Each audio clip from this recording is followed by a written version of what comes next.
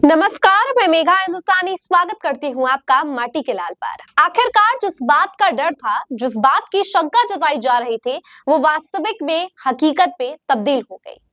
किस बात की ओर मैं आपको बता रही हूँ, खबर मैं आपको बताऊंगी, लेकिन चैनल पर नए हैं, चैनल को सब्सक्राइब कर लीजिए। चलिए शुरुआत की करते हैं वीडियो की। सबसे पहले मैं आपको बता दूं कि आपको पता ही है कि मैंने आपको बताया था कि 12 दिसंबर को इस बात पर फैसला हो जाना है कि 1991 राइट टू वर्शिप अधिनियम जो है वो क्या देश में लागू रहेगा या अपहोल्ड कर दिया जाएगा, हटा दिया जाएगा, क्या स्थिति रहेगी। और 1991 अधिनियम ये कहता है कि 1947 आजादी के समय जहां पर मस्जिद थे वहां मस्जिद होंगे, जहां मंदिर थे वहां मंदिर होंगे। आप मंदिर के अंदर मस्जिद ढूंढे या मस्जिद के अंदर मंदिर ढूंढने का काम नहीं करेंगे। लेकिन धन्यवाद हो जस्टिस डीवाई चंद्रचूड़ जो पूर्व जस्टिस थे, उनके इस फैसले के बाद अब हर जगह विवाद हो गया है। पहले इन्होंने फैसला दे दिया ज्ञान वापी से संबंधित, इसकी वजह से संभल में भी इतना कुछ हुआ, दंगे भड़क गए एक जज के फैसले के बाद, और उसके बाद अब अजमेर शरीफ का भी नंबर लग गया, ऐसा लग रहा है। लेकिन अब क्या हो रहा है दोस्तों, अब जजों की क्रेडिबिलिटी पर सवाल उठ रहा है। हमें न्यायपालिका, न्यायाधीशों का सम्मान करना चाहिए, सब बताते हैं, लेकिन मुझे ऐसा लग रहा है कि वर्तमान समय में जो बातें कोर्ट की तरफ से, जजों की तरफ से निकल कर आ रही है, वो सम्मानजनक तो कहीं किसी लिहाज से नहीं लग रही। तो सवाल ऐसा है कि क्या हिंदुस्तान अब हिंदुओं का हो गया? अब सोचिए, इतना भारी प्रश्न मैं पूछ रही हूँ, और ऐसा सवाल जिसे सुनकर आपको जो सेक्युलरिज्म का फीचर है, जो सेक्युलरिज्म का कैरेक्टरिस्टिक है जो हमारे संविधान में मौजूद है, उस पर शक हो जाता है। अब देखिए, खबर ही कुछ ऐसी है कि मुझे सवाल पूछना पड़ गया। देखिए क्या जज का विवादित बयान है, खबर देखिए, लिखा है यह हिंदुस्तान है, बहुमत की इच्छा से चलेगा देश। इलाहाबाद हाईकोर्ट के जज का विवादित बयान। इलाहाबाद हाईकोर्ट के जज शेखर कुमार यादव ने प्रयागराज में विश्व हिंदू परिषद के एक कार्यक्रम में समान नागरिक संहिता पर बोलते हुए यह विवादित बयान दिया है। क्या बयान है? इलाहाबाद हाईकोर्ट के जज जस्टिस शेखर कुमार यादव ने कहा कि उन्हें यह कहने में कोई झिझक नहीं है कि देश हिंदुस्तान में रहने वाले बहुसंख्यक लोगों की इच्छा के मुताबिक चलेगा। यह कानून है, कानून यकीनन बहुसंख्यकों के मुताबिक काम करता है। मतलब जज कह रहे हैं भाई साहब कि बहुसंख्यक यानी हिंदुओं के हिसाब से संविधान चलेगा। जब हमारा 1947 में भारत आजाद हुआ, केवल अंग्रेजों से नहीं बल्कि जब हमारा भारत और पाकिस्तान दो हिस्सों में हमारा मुल्क बटा, उस समय संविधान जो बना गया, हमने जो है धर्मनिरपेक्षता का मार्ग अपनाया, जबकि पाकिस्तान ने इस्लाम का रास्ता चुना।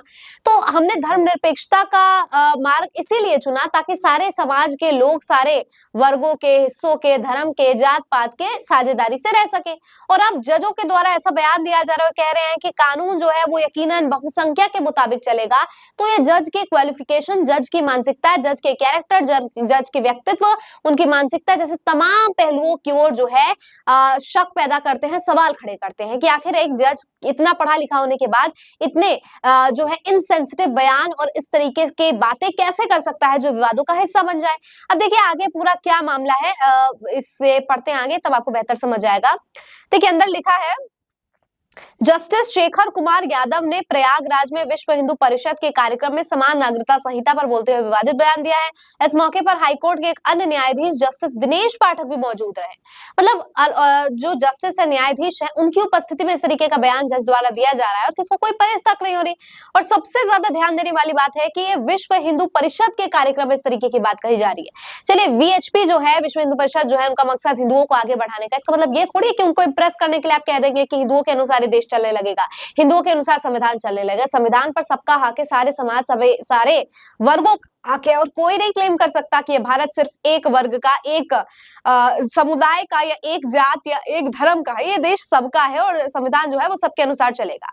सबसे गौरतलब बात है कि जज जिनका नाम बताया जा रहा है यहाँ पर, शेखर कुमार यादव, उन्होंने पहली मर्तबा इस तरीके का जो है इनसेंसिटिव बयान नहीं दिया है। इससे पहले भी काफी विवादों का हिस्सा रहे हैं। चलिए फटाफट देख लेते हैं क्या बयान उन्होंने पहले भी दे चुके हैं।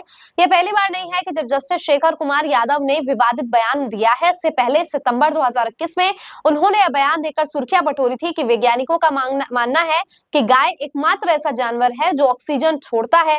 उन्होंने संसद में गाय को राष्ट्रीय पशु बनाने और गोरक्षा को हिंदुओं का मौलिक अधिकार घोषित करने का भी आह्वान किया।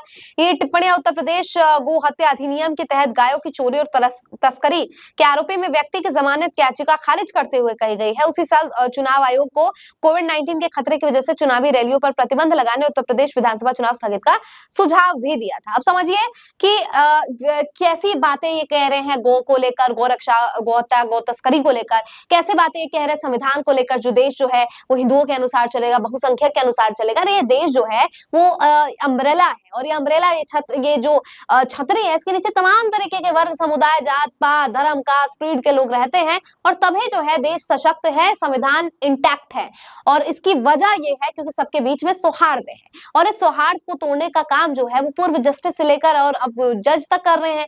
मतलब ऐसे बयान, इस तरीके की विवादित टिप्पणी, इस तरीके की विवादित जो है चीजें पास की जा रही है, जजमेंट्स दिए जा रहे हैं, फैसले सुनाए जा रहे हैं, बातें कही जा रही है, इस बात की भी गरिमा नहीं रखी जा रही है कि आपका क्या महत्व है। आप न्यायपालिका से आते हैं, आपका काम न्याय करना है, और न्याय की मूर्ति के आंखों के सामने से पट्टी हटी है इसीलिए ताकि बिना किसी कास्ट, क्रीड, ये डिस्क्रिमिनेशन ना कर सके। आंखों पे पट्टी इसलिए नहीं बंधी थी कि कानून अंधा है, आंखों पर इसलिए पट्टी बंधी हुई थी कि वो भेदभाव नहीं करता, और अभी वो पट्टी निकाल दी गई है कि वो सब कुछ देखकर न्याय करेगा। तो इसका मतलब समझिए, और न्यायाधीश जो है वो न्याय का पालन करते हुए किसी का कास्ट, क्रीड नहीं देखिए, और जात पात और धर्म से ऊपर उठकर जो है फैसला लीजिए, क्योंकि अगर ऐसा नहीं होगा तो सचमुच जो है 12 दिसंबर को जो फैसला आना है वो तो अभी फैसला निकल कर आ गया है। 1991 अधिनियम क्यों हटाना चाह रहे हैं लोग? ताकि हिंदू मुसलमानों के में जो है शांति भंग हो जाए। इस तरीके की वैचारिक मानसिकता बताती है कि देश में या कोई भी पोजीशन में पढ़ाई केवल मैटर नहीं करता कि आपकी क्वालिफिकेशन क्या है, आपकी मानसिकता,